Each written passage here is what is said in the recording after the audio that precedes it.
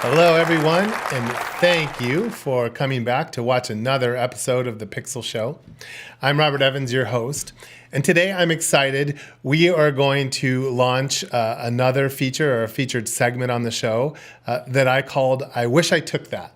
And so you kind of get the idea from the title, but as a photographer, of course, we always look around and look at other photographers' work, but I really need to look around and see things that inspire me. And not only in my own genre of what I shoot, people, weddings, that type of thing, because I am a photographer and I like to shoot a lot of different things, but I like to look around and find great photographers and great photography from other different areas of things that I don't do, which, sometimes even gives me ideas to add to, what I shoot or makes me want to go out and do other things. So the first segment of Wish I Took That, let's just jump right into that today. And this first image, we're going to start with a wedding image because, of course, I'm a wedding photographer, so I figured that's where I should start. And this image is by John Michael Cooper. Now, I'm friends with John Michael Cooper. I've known him for a long time. I've really always admired his work. For those of you that may not know anything about him, he's probably the one you have to give credit to for starting Trash the Dress. That was something that was really popular, I would say 7 to 10 years ago. And this looks like an example of this. But one of the reasons that I really love this image is because he stole my idea. No, I'm just joking. He didn't steal it, but I had a very similar idea. I sort of envisioned a bride laying in the dress in lily pads in water. And when I saw John's image of this, I was like, dang it. He beat me to it. Doesn't mean I can't still do it, but I've always really, really loved this image.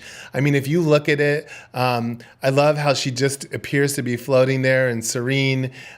You've got some negative space, on the right where she is, and then it's not centered. The branches coming in, the tones are beautiful. I love that kind of bluish tone in the water. My guess is that water was kind of cold, maybe. So kudos to his model for doing that for him. But John Michael Cooper is out of Las Vegas, Nevada. He shoots weddings and all sorts of other things. You can find his work at earth13.com. All right, let's go on to the next image. So the next image is a portrait image.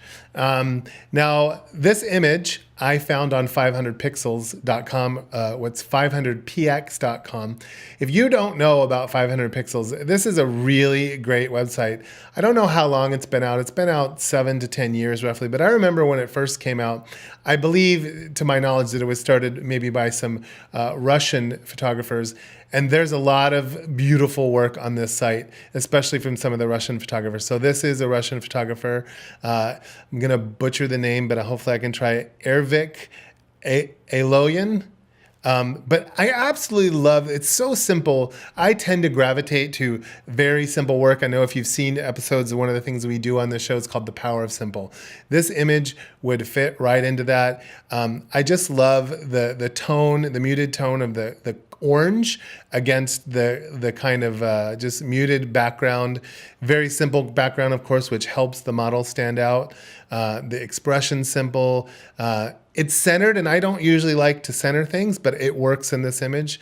It's just really, really powerful, and this image caught my eye. So if you want to see more of the work from this photographer, go to 500 pixels, type in the name, and you'll come. There's some really beautiful other portraiture from the photographer. All right, next is street photography. Now, I dabble a little bit in street photography. Like if I'm traveling to do a wedding, I'll walk around and shoot with my camera, but I wouldn't say I'm a street photographer, but I do admire it, and I am passionate about it. This image is from a photographer, Joshua K. Jackson, and he's out of London in the UK. And you can find him at joshuakjack.com. And I also found this on 500 pixels. Now, this guy, this is what he loves and does. You can even take workshops if you're in the UK area and you live over in London. This guy teaches workshops. Again, go to 500 pixels, search Joshua K. Jackson, and look up some of his work and possibly take one of his workshops. But I just love, obviously, the red really helps this image pop. And the shadows, the way they work. And then these, of course, two gentlemen on the street, walking past each other at the precise moment. You have the lines in the background that kind of lead you into this image, of course, along with the lines of the shadows that lead you into it. But I absolutely love this. This really stood out to me. So beautiful street photo by Joshua K. Jackson. So landscape. So here's a landscape, but this is weather. So maybe you want to call it weather.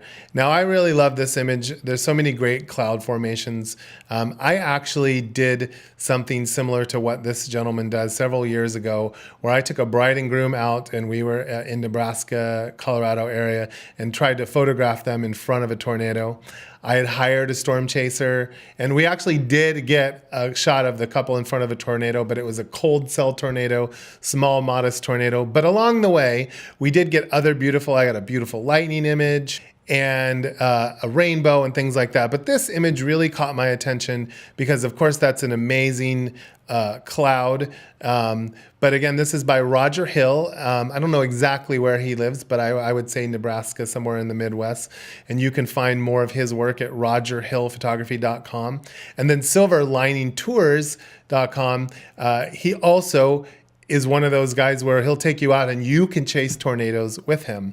So I did read that he has the Guinness Book of World Records for witnessing the most tornadoes, over 300, I believe, if I remember.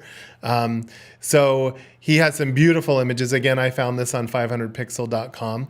But if you go to his website and or find him on 500 Pixels, you'll see a bunch of other really beautiful, stunning weather images. So the next thing is a nature image. Also from 500pixel.com. You can tell I like that site. This cute little owl by John Albert, and he's in the Boston, Massachusetts area. The name of his business, I did a little research when I do these, is John Albert Photography, and it looks like he also does pet portraiture in the Boston area. So again, if you are in that area, you want to seek him out, you have a pet you want photographed, he'd be a great source. But I like this image because, again, power of simple. It's simple. It's just the owl and the background. And the owl, of course, stands out against the green on the background. And the impact of the eyes, it's not centered. So again, just really beautiful. And plus, I love owls.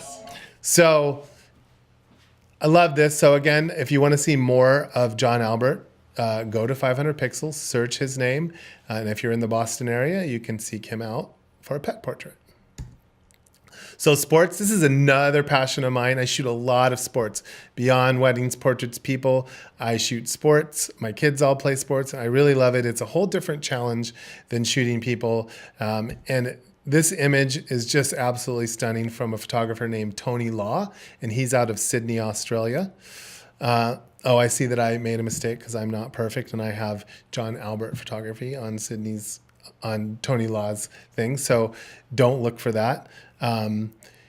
So again, I found this 500 pixels, but look up Tony Law on 500 pixels. He has a lot of other great sports images and other images around Australia. Adventure. Now this picture, I've always admired from this photographer. This photographer is Chris Burkhart, who is also another fellow Sony artisan of imagery. Now, the one thing that's always been stunning to me about this image, and he has another one similar to this of a surfer in front of Mount Fuji in Japan. But when do you see snow in the background of someone surfing? And if you go on his site and you look, there's a video, and it's also on SmugMug. I saw something on SmugMug where there's a video of the making of this particular image. And these guys are out there, and there's like ice on the beach, but that's what Chris does. He really loves the ocean, and he goes out and shoots adventure photography. He gives a lot of credit, of course, to these surfers and the people that do this with him. I know they're all his friends. But Chris is an amazing adventure photographer. So look him up too, Chris Burkhart. Of course, chrisburkhart.com. If you can also go to alphauniverse.com, where his profile is for all the other Sony artisans, or if you want to learn more about the different Sony artisans, you can go there too. All right, boudoir. This photographer is also a longtime friend of mine. His name is Carlos Baez. And again, I love the absolute simplicity of this picture. Carlos is out of Miami, Florida. You can find his work at carlosbaez.com. He's also Weddings, Portraits, People, but plus he has another site called nudoir.com where he has a lot of his boudoir/nude imagery, which is absolutely beautiful. Carlos's background is in fashion, and he's been a fashion photographer for many years, and then started shooting weddings, portraits, and he really enjoys shooting models and nudes, and he's very good at it, as you can see. But again, just the simplicity of this. It's just a model on a white background, focusing in on her bottom and the beautiful clothing that she's wearing, but just absolutely, like, I could see this image as 40 by 60, hanging in someone's home or hanging in a gallery. So again, one of my favorite images from Carlos. And finally, I call this one, even though this is a portrait, this is from a legend of photography. This is an Irving Penn image.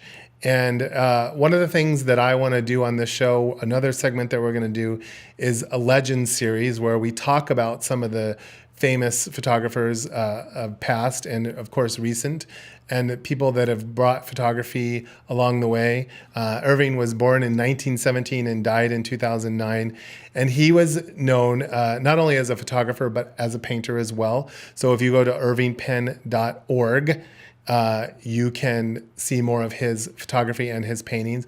A lot of portraiture, and the reason he has so many beautiful portrait images, but I picked this images, I wish I took that, also partly because I actually loved Robin Williams. This actor, he was one of my favorites. I mean, I'm old enough to remember when he was on Mork and Mindy, and that's kind of like back in the day how he got his start, and then his career just flourished, and he was just a brilliant man.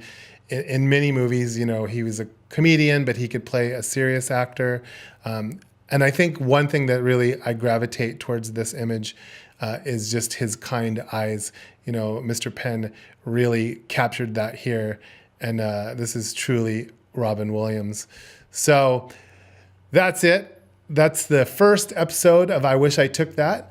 I hope you enjoyed it. I hope you look forward to more. It's something that's going to be an ongoing segment that we do here on the show. And I appreciate you tuning in. And everyone, come back. You can, of course, find us on the internet, here on YouTube, at Twitter, on Instagram. Please like our feed, subscribe so you get notifications when we put up new pictures. And in the beginning, of course, our goal, we're going to put up one new segment a week. And there's lots of different shows to look at. So thanks again for watching. I'm Robert Evans, and this is The Pixel Show.